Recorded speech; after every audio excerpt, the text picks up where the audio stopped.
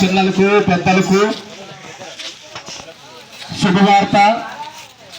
శుభవార్త అంటే ఏదో ఈ లోకంలో ఉన్నటువంటి ఆఫర్స్ అనుకుంటున్నారేమో, అది కాదు. శుభవార్త అంటే మన ప్రభువైన యేసుక్రీస్తు వారు ఈ లోకానికి వచ్చి మన కోసము మరణించి సమాధి చేయబడి మూడో దినాన లేపబడ్డాడు. దానినే శుభవార్త అంటారు. మరి మన గ్రామానికి దూర ప్రాంతాల నుండి, చీరాల అలాగే కాకినాడ ప్రాంతాల నుండి మనల్ని ప్రేమించి వారు తెలుసుకున్న సత్యాన్ని మనకు చెప్పాలని, మన గ్రామాన్ని మరి ఆశీర్వకారంగా మార్చాలని వారి ప్రయాసంతో మన గ్రామానికి వచ్చి ఉన్నారు. మీరందరూ కూడా ఒక 2 నిమిషాలు దేవుని ప్రేమ పెట్టి మిమ్మల్ని దత్తుగారి గురించి ఉన్నాము.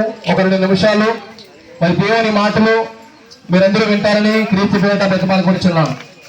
పిల్లరా, ఈ లోకంలో మనం ఎన్నో చూస్తుంటాము. ఆకాశము, అలాగే భూమి, అలాగే సూర్య చంద్ర నక్షత్రాలు, ఇవన్నీ కూడా మన పరిశోధన చేసినప్పుడు పిల్లరా మనకు ఒకటి అర్థమవుతుంది. ఇవన్నీ కూడా తనకు తాను ఏమైనా కలిగాయా, లేదంటే ఎవరైనా సృష్టించారా అనే విషయం మనం ఆలోచన చేయగలిగితే లేదు పిల్లరా.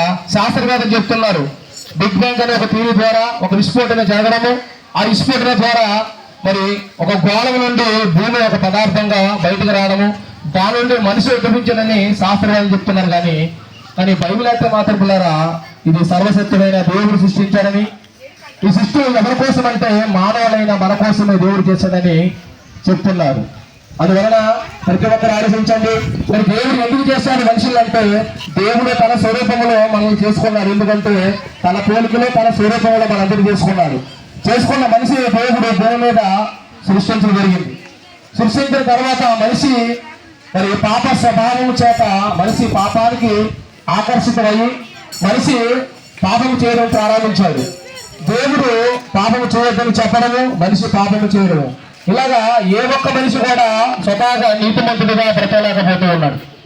అటువంటి తరుణంలో 2000 సంవత్సరాల క్రితము మన ప్రభువైన యేసుక్రీస్తు వారు లోకానికి వచ్చి మన కోసము 33 సంవత్సరాల కాలం బ్రతికి మన కోసము కలవరి శిలువలో ఆయన మరణించడము, మనమందరూ కూడా పాపములో ఉండిపోయామని ఆయన పరిశుద్ధుడిగా మరి పరలోకంలో ఉంటూ ఈ లోకంలో మనలాంటి శరీరాన్ని, రక్తమాంసంతో ఉన్న శరీరాన్ని ధరించుకొని ఈ లోకంలో మనలాగే కష్టపడుతూ మనలాగే నిద్రపోతూ కూడా మనలాగే ఒక మానవుడిగా ఉండి ఆయన పాపము చేయకుండా ప్రత్యేకంగా బ్రతికి నా యందు పాపం ఉన్నదని మీలో ఎవరు స్థాపించగలరని నిరూపిస్తూ ఈ లోకంలో మన కోసము ఆయన ప్రాణం పెట్టడం చూస్తున్నాం పిల్లరా.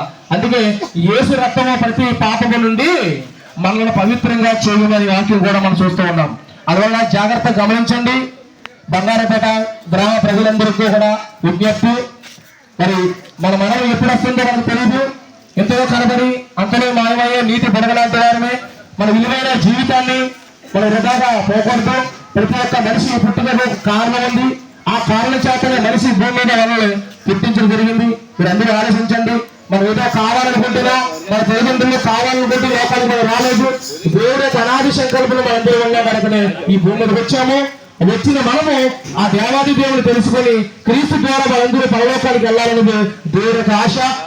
చీరాల కాకినాడ ప్రాంతం నుండి కూడా ఇదే కారణం చేత మన సహోదరులు మన గ్రామాన్ని ప్రేమించి ఈ గ్రామానికి రావడము, మనకు శుభార్త చెప్పాలని ఎంతగానో వాళ్ళు రాత్రి పగలు నిద్ర లేకుండా ఈ ఎండలోనూ అలాగే రాత్రులు పడుకోవడం కూడా ఇబ్బందులు పడుతూ కూడా మన గ్రామానికి ఈ దోమలతో కూడా బాధలు పడుతూ ఎన్నో శ్రమలు పడుతూ ఎవరి కోసం అంటే మన కోసమే వాళ్ళు పడిపోయిన ప్రతి కష్టాన్ని కూడా మనం సమాధానం చెప్పాల్సిన సమయం ఆసనం అవుతుంది. ఎందుకంటే తీర్పు దినము ఇంటి నుండి దేవుడి ఇంటి నుండే ప్రారంభమవుతుంది కనుక దేవుడి వాక్యం ఎవరికైతే చెవులు పడుతుంది వారందరూ మారు మనసు పొందాలని దేవుడు కోరుకుంటున్నాను.